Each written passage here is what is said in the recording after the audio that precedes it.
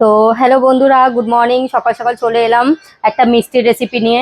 অনেক মাছ মাংস, গরমের হালকা পাতলা খাবার অনেক কিছুই রান্না করে দেখিয়েছি। তা ভাবলাম আজকে সুজি দিয়ে একটা সুন্দর রেসিপি তোমাদের করে দেখাই, মিষ্টির রেসিপি, যাতে মানে মিষ্টি মিষ্টি কথাটাও বেরোয়, সবার মুখ থেকে ভালো ভালো কমেন্ট বেরোয়। তাই বানাবো। রেসিপিটার নামটা আমি ঠিক জানতাম না। অন্তত 20 থেকে 30 জনের কাছে নামটা জিজ্ঞাসা করেছি আমি, যে নামটা কি। কেউ বলে কালো জাম, কেউ বলে গোলাপ জামুন, কেউ বলে পান্তুয়া। আর যেটুকু পেটে আসছে তা মুখে আসছে না, তার মধ্যে কিন্তু আমার ছেলে আরোই গুলিয়ে দিচ্ছে পান্তুয়া পান্তুয়া করে। এত দূরই মাথা খারাপ করছে, হাসতে হাসতে পেটের পুরো একদম সব ব্যথা হয়ে গেল। তাই ছেলে আবার পাশ দিয়ে বলছে যে আবার একটা নতুন নাম শুনেছে, লেডিকেনি। ছেলেও খুব হাসছে লেডিকেনি নামটা শুনে। আর সব থেকে অবাক করার কথা হলো এটাই যে বাঙালি হয়ে গোলাপ জামুনের বাংলা নামটাই আমি জানি না। যাই হোক, আপনারা যদি জানেন অবশ্যই কিন্তু কমেন্ট করে জানাবেন। ও আবার কেউ তো আবার স্ট্রবেরি বলছে, মানে আমি এখানে মিষ্টির নাম জিজ্ঞাসা করছি, আবার আমার একটা বান্ধবী বলছে ওটা হবে স্ট্রবেরি। মানে বুঝতে পারছেন তো কথাটা কোন দিকে যাচ্ছে, কি বলছে। মানে অবস্থাই খারাপ। তা চলো, আজকে সুজি দিয়ে কিন্তু আমি রেসিপিটা বানাবো আমার বন্ধুদের জন্য।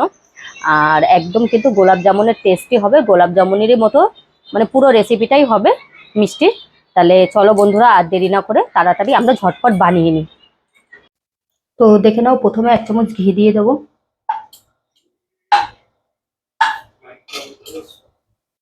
এর মধ্যে দিয়ে দেবো কিছুটা দুধ।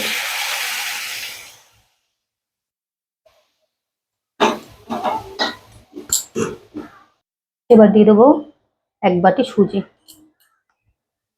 সুজিটা দিয়ে ভালো করে নেড়ে ছেড়ে নেবো। একদম লো ফ্লেমে এটা কিন্তু নেড়ে ছেড়ে নিতে হবে।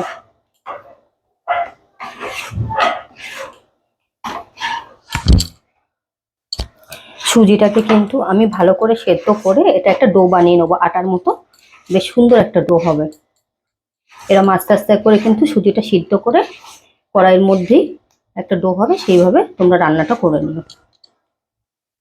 আমার কিন্তু ডোটা তৈরি হয়ে গেছে, এটা আমি একটা প্লেটে নামিয়ে নিয়ে ঠান্ডা করে নেবো। এবার এখানে কিন্তু নিয়ে নেবো আমি 250 গ্রাম চিনি। আর নিয়ে নেবো 1.5 বাটি মতো জল। মোটামুটি 350 থেকে 400 গ্রাম জল কিন্তু আমি নিয়ে নেবো। আমি কিন্তু গ্যাসের ওপর বসে দিয়ে এটা জাল দেওয়া শুরু করে দিয়েছি। আমার চিনি শিরাটা ফুটছে, এবার এর মধ্যে কিন্তু 2টো এলাচ ফাটিয়ে দিয়ে দিয়েছি। আর দিয়ে দেবো কিছুটা কেশর। আমার কিন্তু শিরাটা হয়ে গেছে।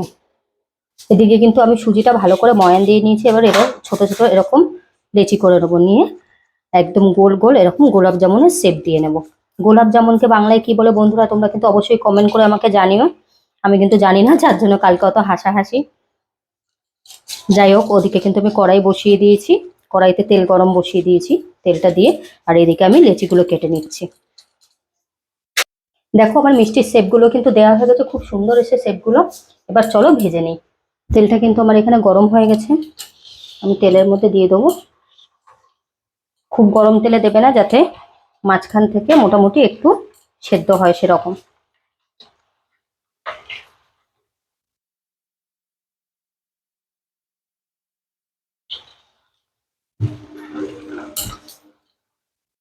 তো দেখো বন্ধুরা, আমার কিন্তু গোল্ডেন ব্রাউন হয়ে গেছে। আমি এবার সবকটা মিষ্টিকে তুলে নেব গ্যাসের ফ্লেমটা অফ করে।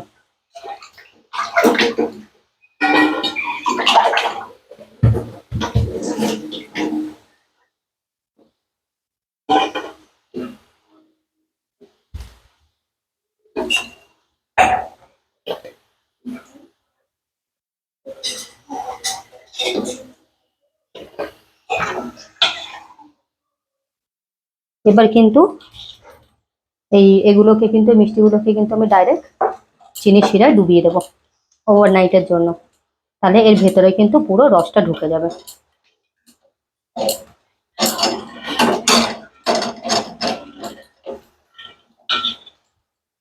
তাহলে দেখো, তাহলে বাদ বাকি ভিডিওটা কিন্তু আমি কালকে সকালে দেখাচ্ছি। তো দেখো বন্ধুরা, আমার গোলাপ জামুনের রেসিপি কিন্তু তৈরি হয়ে গেছে। দেখে নাও তো গোলাপ জামুনগুলো কেমন হয়েছে, দেখে নাও।